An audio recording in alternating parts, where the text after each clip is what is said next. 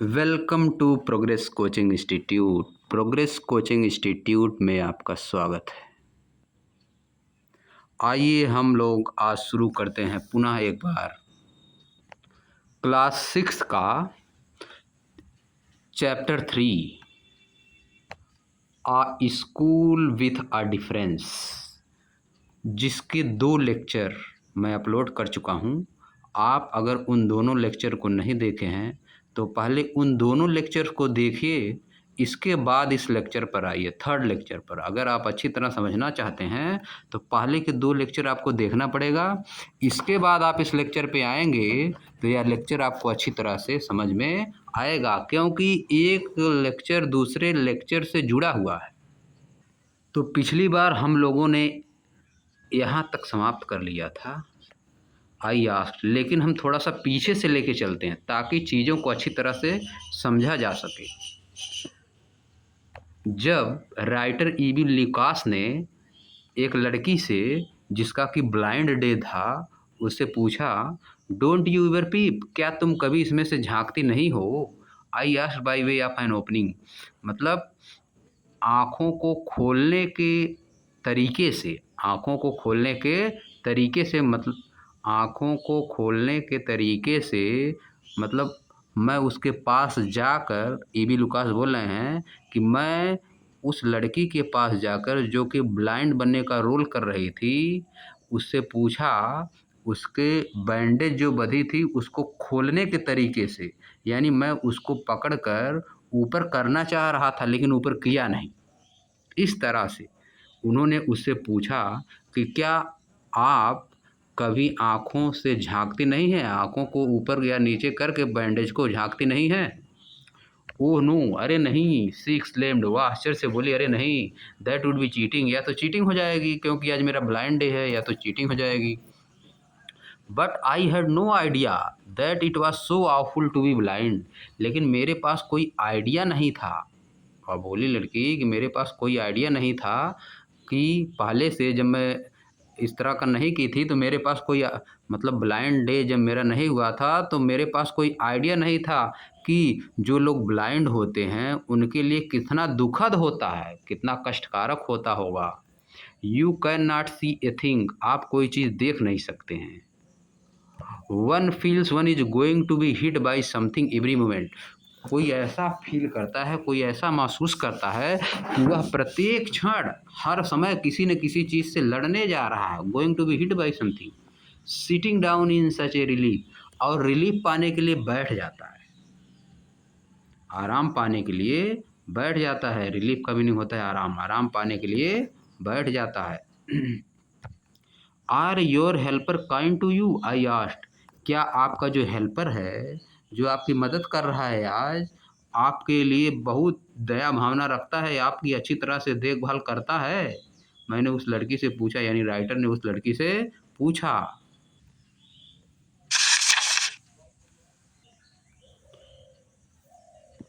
Pretty good, मतलब हाँ, ठीक ठाक देखभाल रखता है। प्रेटी गुड का मतलब हाँ, ठीक ठाक देखभाल रखता है लेकिन उतना अच्छा नहीं।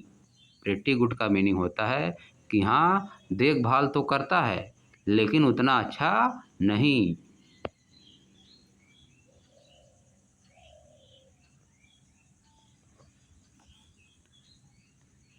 प्रेटी गुड, हाँ, इसका मतलब बहुत अच्छा नहीं, बहुत अच्छा नहीं। हाँ, देखभाल तो करता है लेकिन उतना अच्छा नहीं। नॉट सो केयरफुल, उतना वह केयरफुल नहीं है। एज आई शैल बी, जितना कि मैं हूँगी। When it is my turn, जब मेरी बारी आएगी, जितना मैं हूँगी, मैं जितना देखभाल रखूँगी, वह उतना केयरफुल नहीं है, उतना देखभाल नहीं करता है। Those that have been blind already are the best, जो लोग पहले से अंधे हैं वे बहुत अच्छे हैं। Those that have been blind already are the best, जो दोज वे that have been blind already, जो कि पहले से अंधे हैं, आर द बेस्ट, उनके लिए तो सही है। जो लोग पहले से यानी बचपन से जिनको नहीं दिखता है उनके लिए तो सही है, लेकिन जिसको बीच में दिखना बंद हो जाएगा वो परेशान हो जाएगा। जैसे कि शुरुआत से जिसको बचपन से कुछ नहीं दिख रहा है उसके लिए तो उतनी दिक्कत नहीं है, लेकिन कुछ समय बाद 8 साल, 10 साल, 15, 20 साल, 25 साल बाद जिसकी आंखें ख़त्म हो जाएंगी, जिसकी आंखें ख़राब हो जाएंगी, उसके लिए बहुत दिक्कत है, क्योंकि वह संसार को पहले से देख चुका है, फिर देख नहीं पाएगा, परेशान होगा। It is perfectly ghastly not to see. It is perfectly ghastly not to see. Ghastly मतलब बहुत ही दुखद, वेरी अनप्लीजेंट। यह बहुत ही दुखद होता है, देख ना पाना बहुत ही दुखद होता है, दुख की बात होती है। I wish you would try. मैं ऐसी इच्छा रखती हूँ कि आप भी इसको ट्राई करेंगे, आप भी ऐसी कोशिश करेंगे। जिस तरह से हम लोग ब्लाइंड बन रहे हैं, उसी तरह से आप भी कोशिश करेंगे। राइटर से बोल रही वो लड़की, शैल आई लीड यू एनीवेयर। मैं आपको क्या कहीं ले जाऊंगा। आई आस्क्ड, मैं पूछा, क्या आपको मैं कहीं ले जा सकूंगा। राइटर उस लड़की से पूछा, ओह यस, अरे हाँ, शी सैड, वह बोली, let us go for a little walk. आइए कुछ वॉक के लिए चलते हैं, आइए थोड़े समय के लिए वॉक के लिए चलते हैं, टहलने के लिए। आ लिटिल मतलब थोड़े समय के लिए। Only you must tell me about things. केवल आप ही मुझे चीज़ों के बारे में बता सकते हैं, क्योंकि मेरे आँख पे बैंडेज बंधी हुई है, तो आप मुझे चीज़ों के बारे में बताएंगे कि टहलते समय क्या मिल रहा है चीज़। Being blind is so frightened. Blind होना बहुत ही भयानक होता है, बहुत ही भयावह होता है। फ्राइटेंड मतलब डरावना, भयावह, डरा हुआ, डर जाते हैं लोग। बहुत ही भयानक, बहुत ही दुखद। My head aches all the time. मेरे सिर में हमेशा दर्द होती है। एच का मतलब होता है दर्द। ऑल द टाइम, हर समय। Just from worrying that I will get hurt. यह चिंता करके मेरे सिर में हमेशा दर्द होती है कि मैं कहीं हर्ट ना हो जाऊं, मुझे कहीं चोट ना आ जाए। Where are we now. इस समय हम कहाँ हैं। राइटर से वो लड़की पूछ रही है कि इस समय हम कहाँ हैं। इन द प्लेग्राउंड, प्लेग्राउंड में है। आई सेड, राइटर बोला कि हम प्लेग्राउंड में हैं। We are walking towards the house. हम घर की तरफ टहल रहे हैं, घर की तरफ टहलते हुए जा रहे हैं। Miss beam is walking up and down the garden with a tall girl.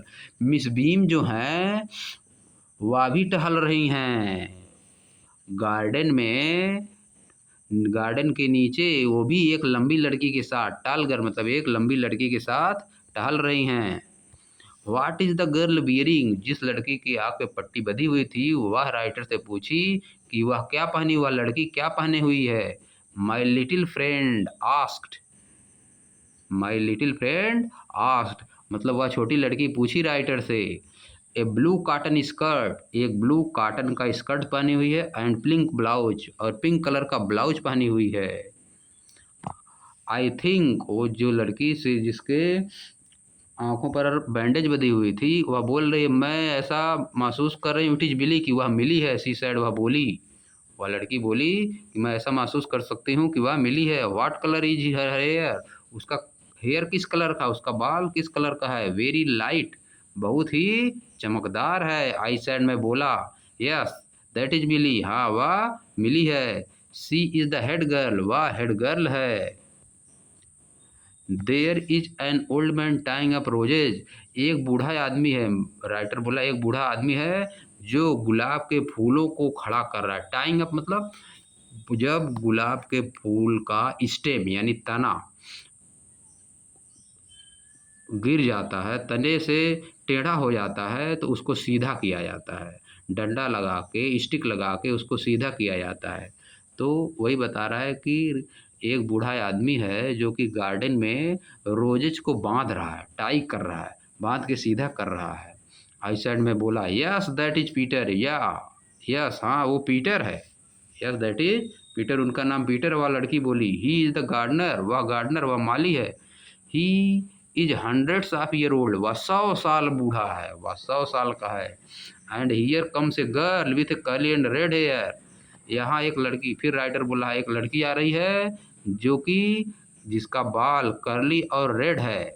C is on crutches, वह क्रच लेके चल रही है। That is Anita, she said. वह लड़की जिसके आँख पे बैंडेज बजी थी, वह बोली कि यह कौन है, यह अनीता है।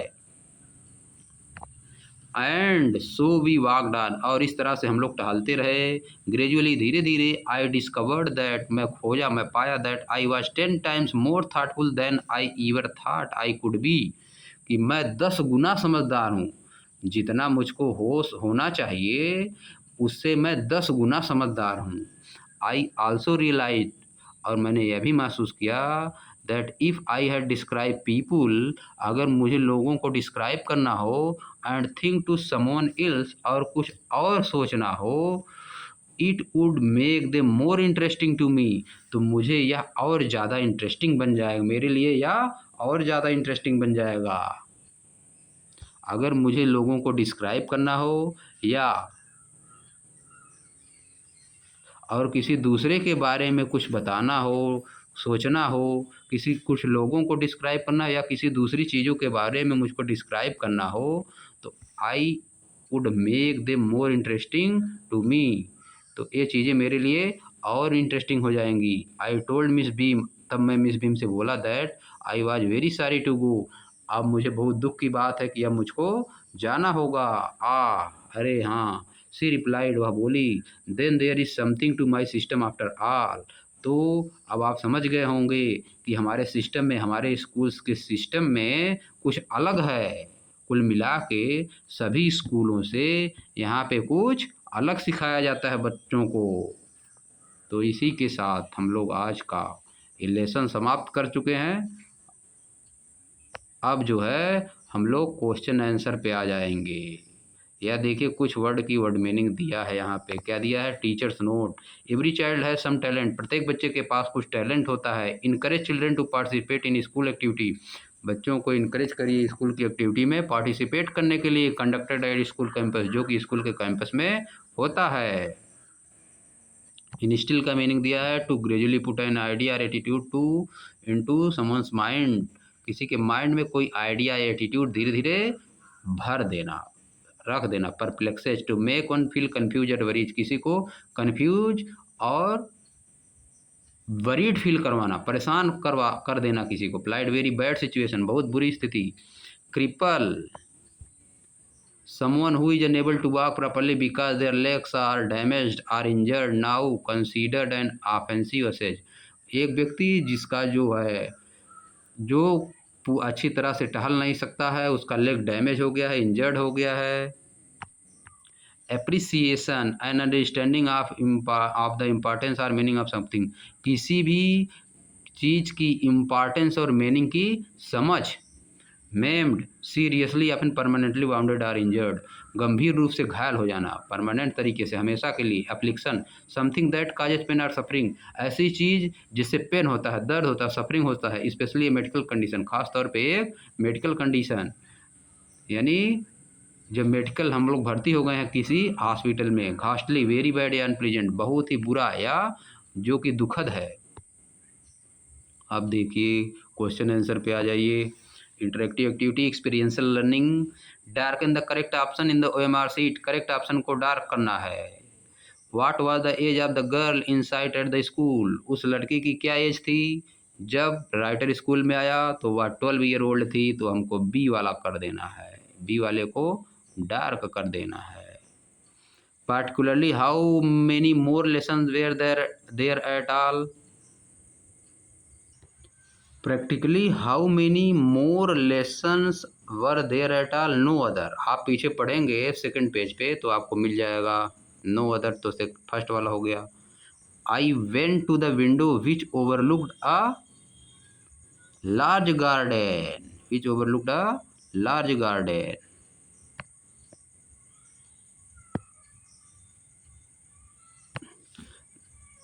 There you have an important part of our system,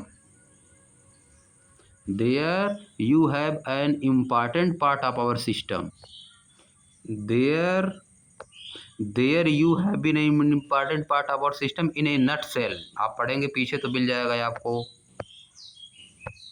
how do they wake up as the bandage is put on overnight, blind, they wake up blind। तो यही आज हम लोग जो है इस लेक्चर को समाप्त करते हैं। लेक्चर 15 मिनट का हो गया है। अगर आप चीज़ों को अच्छी तरह से समझ लिए होंगे तो एक क्वेश्चन आप खुद कर पाएंगे। अच्छी तरह से आप अगर चीज़ों को समझ लिए होंगे तो आप पूरे क्वेश्चन को खुद समाप्त कर पाएंगे। और अगर आप नहीं समाप्त कर पाएंगे तो आप कमेंट में लिखिएगा, मैं एक लेक्चर इस चैप्टर का और बना दूंगा जिसमें क्वेश्चन आंसर किया जाएगा। तो इसी के साथ हम लोग इस लेक्चर को समाप्त करते हैं। अब हम लोग आगे मिलेंगे नेक्स्ट लेक्चर में। आपके कमेंट के हिसाब से डिसाइड किया जाएगा कि क्वेश्चन आंसर करना है या नहीं करना है, कि आप लोग क्वेश्चन आंसर खुद से करेंगे कि इसके लिए भी आपको एक वीडियो की आवश्यकता है, एक लेक्चर की आवश्यकता है। Thank you and have a nice day.